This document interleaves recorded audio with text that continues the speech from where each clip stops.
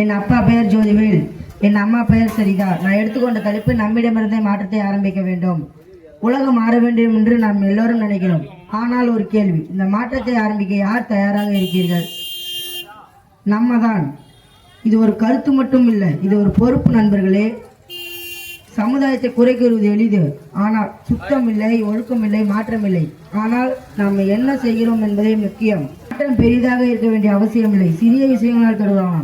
குப்பை எங்கும் வீசாமல், பிறரை மதித்து, நேரத்தை மதித்து, small changes create big impact.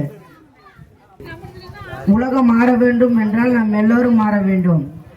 மாற்றத்தை எதிர்பார்க்காதீர்கள், நீங்கள் தான் மாற்றமாக மாறுங்கள்.